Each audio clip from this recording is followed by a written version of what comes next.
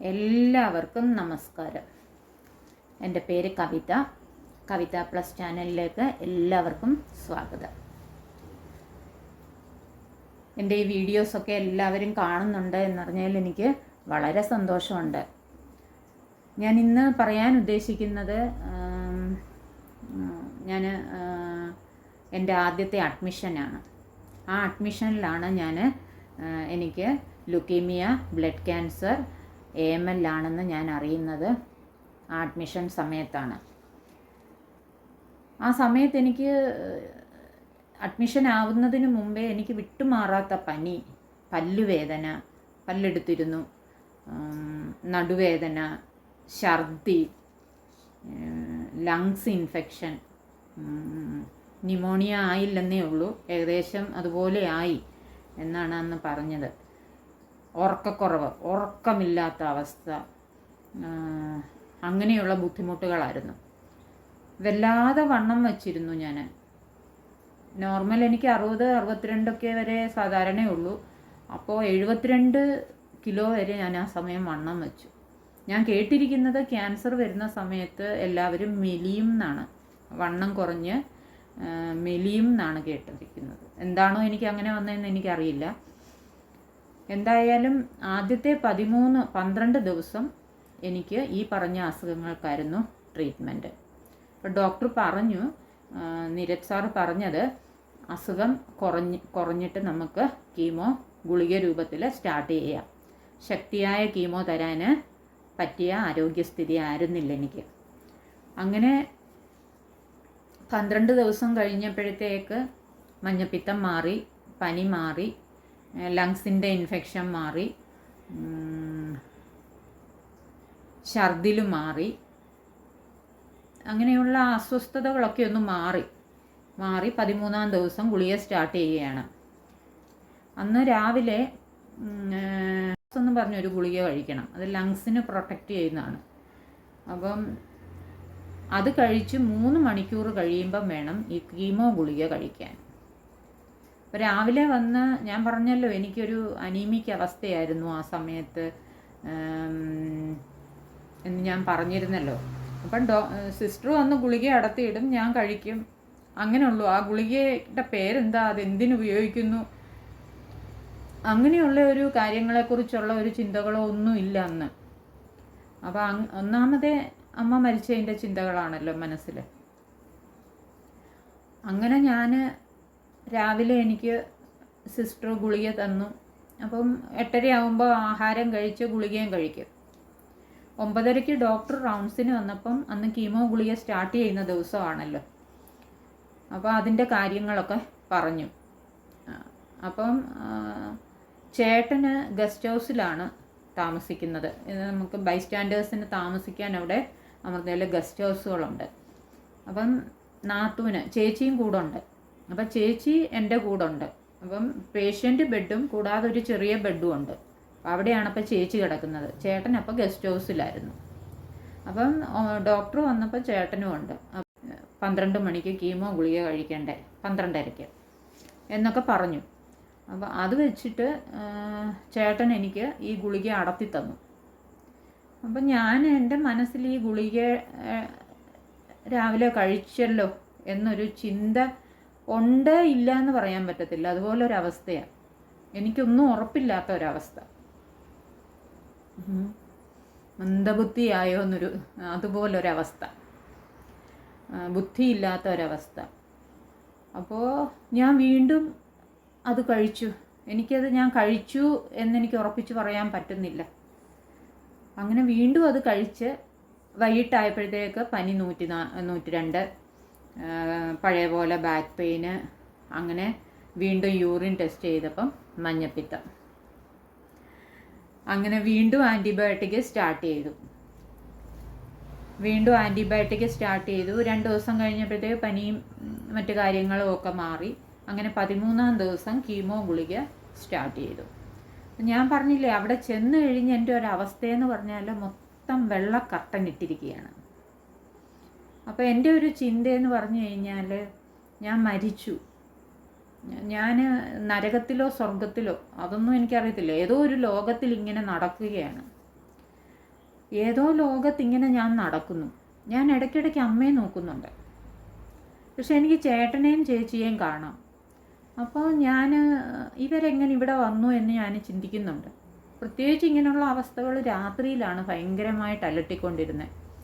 രാത്രിയിൽ ബാത്റൂമിൽ പോകുമ്പോഴും ഉറക്കമില്ലല്ലോ, അങ്ങോട്ടും ഇങ്ങോട്ടും നടക്കുകയും എല്ലാവരും ഉറങ്ങുന്ന കാണുകയും. അപ്പോൾ കർട്ടൻ ഇട്ടിരിക്കുന്നതുകൊണ്ട് അപ്പുറത്തും ഇപ്പുറത്തും കിടക്കുന്ന പേഷ്യൻസിനെ ഒന്നും കാണാൻ പറ്റുന്നില്ല, അവരെയൊന്നും കാണുന്നൊന്നുമില്ല. എല്ലാവരും ഈ ഇൻഫെക്ഷൻ പേടിച്ച് കർട്ടൻ ഇങ്ങനെ അടച്ചിടും. അതൊരു വല്ലാത്ത അവസ്ഥയായിരുന്നു. അപ്പം ഞാനിങ്ങനെ അമ്മയെ നോക്കും. ഞാനിനിയും എവിടെയാണ് എനിക്ക് അറിയുന്നില്ല. ഇടയ്ക്ക് എനിക്ക് മോനെ കാണണമെന്നൊക്കെ ആഗ്രഹമുണ്ട്. അവൻ എന്നെ വൈകിട്ട് വിളിക്കും, എന്നും ഫോണിൽ വിളിച്ച് കുറേ നേരം സംസാരിക്കും. അപ്പോഴൊക്കെയാണ് എൻ്റെ ഒരു നേരെ ബുദ്ധി വരുന്നത്. പിന്നെ അത് വേറൊരു തരത്തിലോട്ടങ്ങ് പോകും. അങ്ങനെ ഒരു അവസ്ഥ, ഉറക്കമില്ലാത്ത അവസ്ഥ. തീരെ ഉറക്കമില്ലാതായപ്പോഴത്തേക്ക് ഞാൻ ഡോക്ടറിനോട് പറഞ്ഞു, എനിക്ക് വയ്യ, ഉറക്കാൻ പറ്റുന്നില്ലെന്ന് പറഞ്ഞപ്പം ഡോക്ടർ ഒരു ഗുളിക കുറിച്ച് തന്നു. അത് കഴിക്കുമ്പോൾ നമ്മൾ എപ്പോഴോ മയങ്ങിപ്പോവും, പക്ഷെ ഉണർന്നു കഴിഞ്ഞാൽ ഭയങ്കര തലവേദനയാണ്. അങ്ങനെ 21 ദിവസം ഈ കീമോ ഗുളിക കഴിക്കുകയാണ്.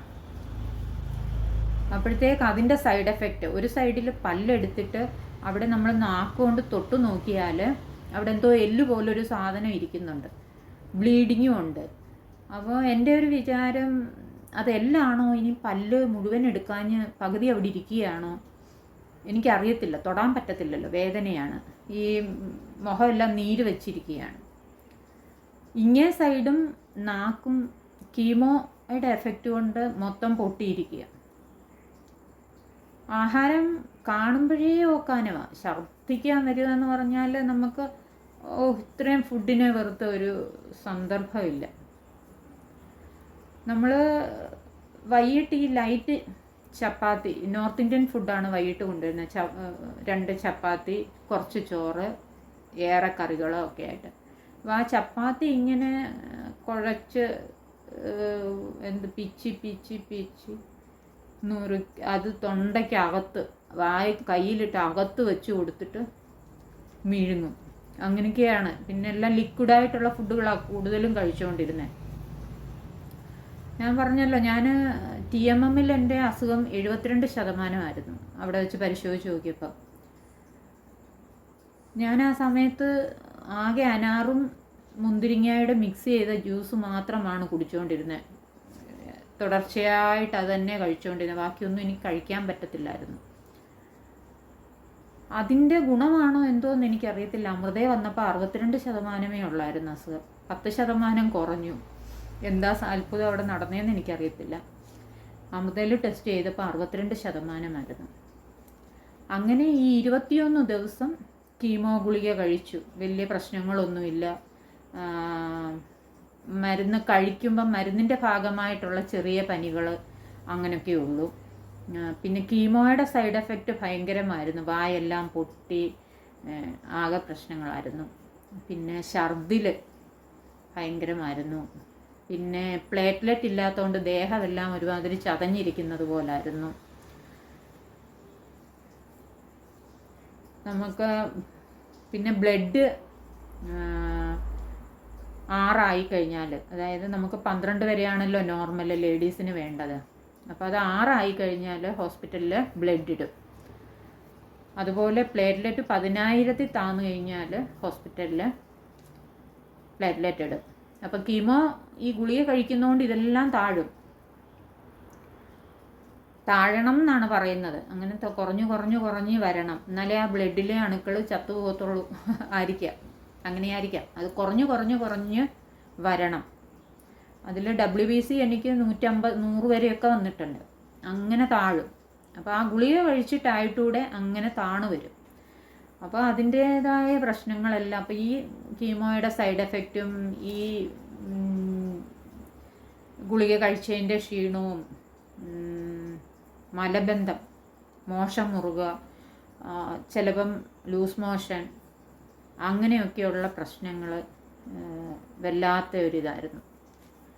അങ്ങനെ 21 ദിവസമായപ്പം ഗുളിക തീർന്നു. അപ്പം 21, 10, 31, 32, 33-ാം ദിവസം, ആദ്യത്തെ 12-ഉം പിന്നത്തെ 21-ഉം, അങ്ങനെ 33-ാം ദിവസം രാവിലെ ഡോക്ടർ വന്നു, നാളെ നമുക്ക് ബോൺ മാരോ ചെയ്യാം. അപ്പം മജ്ജ പരിശോധിച്ചാലേ നമുക്ക് അസുഖം മാറിയോ ഇല്ലയോ എന്ന് അറിയത്തുള്ളൂ. അതിന് ആ മാരോ പരിശോധിക്കണം. അതിന് ഈ ബോണീന്ന്, നട്ടലിൻ്റെ ബോണീന്ന് എടുക്കുക എന്നുള്ളതാണ്, വേറെ മാർഗങ്ങളൊന്നും ഇല്ല. അപ്പോൾ അങ്ങനെ ബോൺ മാരോ എടുത്തു. റിസൾട്ട് അറിയണേ 7 ദിവസം. അപ്പം നമുക്ക് ഈ കൗണ്ടും പ്ലേറ്റ്ലെറ്റും HB ഒന്നും ഇല്ലാത്തത് കൊണ്ട് റിസൾട്ട് അറിഞ്ഞ്, അപ്പോൾ ഇതെല്ലാം നമുക്ക് തന്ന് നമ്മളെ പ്രൊട്ടക്റ്റ് ചെയ്ത് ഇത് സാധാരണ ലെവലിലേക്ക് കൊണ്ടുവരും. അങ്ങനെയാണ്. അപ്പോൾ 22-ാം ദിവസം മുതൽ ഗ്രഫീലെന്നും പറഞ്ഞിട്ട് WBC കയറാനായിട്ടുള്ള ഇഞ്ചക്ഷൻ തരും. അത് ഇഞ്ചക്ഷനായിട്ടാണ് തരുന്നത്, കയ്യിൽ തരും. അപ്പം നമുക്ക് ഈ പ്ലേറ്റ്ലെറ്റൊക്കെ കുറവാണെങ്കിൽ ആ ഇഞ്ചക്ഷനിൽ ചെയ്യുമ്പം ബ്ലഡ് അതിലേ വരും, 10,000-ലൊക്കെ താഴെയാണെങ്കിൽ. അപ്പോൾ അങ്ങനെയുള്ള അവസ്ഥയിൽ ചിലപ്പോൾ പിക്ക് ലൈനിലൂടെയും ഈ ഗ്രഫീൽ തരാറുണ്ട്. എനിക്കെപ്പോഴും അങ്ങനെയാണ്. അങ്ങനെ 4 ദിവസം കഴിഞ്ഞപ്പോഴത്തേക്ക് 4 ദിവസം ഗ്രഫീൽ തന്നു. 5-ാം ദിവസമായപ്പോഴത്തേക്ക് WBC 6000-മായി, പ്ലേറ്റ്ലെറ്റും കയറി. അങ്ങനെ 40-ാം ദിവസം, ആ 40-ാം ദിവസമാണ് റിസൾട്ട് അറിയുന്നത്, മാരോയ്ക്ക് കൊടുത്തിരിക്കുന്നത്. അതിൽ ബ്ലാസ്റ്റ് നെഗറ്റീവായി, MRD നെഗറ്റീവായില്ല. MRD 1.5% പോസിറ്റീവായിട്ട് കിടപ്പുണ്ട്. അപ്പോൾ 62% ഉണ്ടായിരുന്ന അസുഖം 1.5 ആയിട്ട് കുറഞ്ഞു എന്നുള്ളതല്ലാതെ അസുഖം പൂർണ്ണമായിട്ട് മാറിയില്ല. അപ്പോൾ ആദ്യത്തെ അഡ്മിഷനിൽ എൻ്റെ അസുഖം പൂർണ്ണമായിട്ട് മാറിയില്ല. അങ്ങനെ ഡോക്ടർ പിറ്റേ ദിവസം 41-ാം ദിവസം ഡിസ്ചാർജ് ആക്കി. അതാണ് ഞാൻ എപ്പോഴും പറയും, മണ്ഡലകാലമായ 41 ദിവസത്തെ അഡ്മിഷനാണല്ലോ. അപ്പോൾ അങ്ങനെ ഞാൻ എപ്പോഴും പറയുമായിരുന്നു. അങ്ങനെ ആ 41 ദിവസത്തെ അഡ്മിഷൻ കഴിഞ്ഞിട്ടും എൻ്റെ അസുഖം മാറിയില്ല. പക്ഷെങ്കിൽ ബോധം ഇച്ചിരി വന്നു, എന്തൊക്കെയോ മനസ്സിലാകുന്നുണ്ട്. അങ്ങനെ ബോധം വന്നു. ആ അഡ്മിഷനിൽ എനിക്ക് ചെറുതായിട്ട് ബോധം വന്നു. അതിന് വിഷ്ണു സഹസ്രനാമം വലിയൊരു ശക്തിയായിട്ട് എനിക്ക് ഉണ്ടായിരുന്നു. ചിലപ്പോൾ ഇല്ലെങ്കിൽ ഞാൻ തകർന്നു പോയേനെ,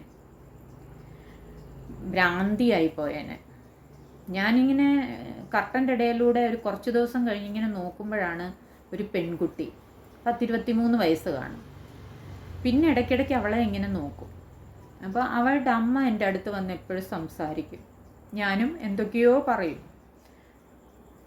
അങ്ങനെയാണ് അവളുടെ പേര് ആതിര എന്ന് എനിക്ക് മനസ്സിലായത്. പിന്നെ കുറേ ദിവസം കഴിഞ്ഞപ്പോഴാണ് തൊട്ടിപ്പുറത്തെ ബെഡിൽ പേഷ്യൻ്റ്, ആ പേഷ്യൻറ്റിൻ്റെ ചേട്ടനുമായിട്ട്, എൻ്റെ ചേട്ടന് നല്ല കൂട്ടായിരുന്നു.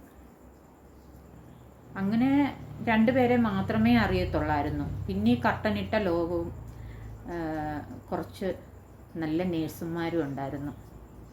അമ്മയെന്ന് വിളിക്കുന്ന കുറേ നേഴ്സുമാർ എനിക്ക് ഭയങ്കര ഇഷ്ടമായിരുന്നു. അവരെ എല്ലാം ഭയങ്കര ഇഷ്ടമാണ്.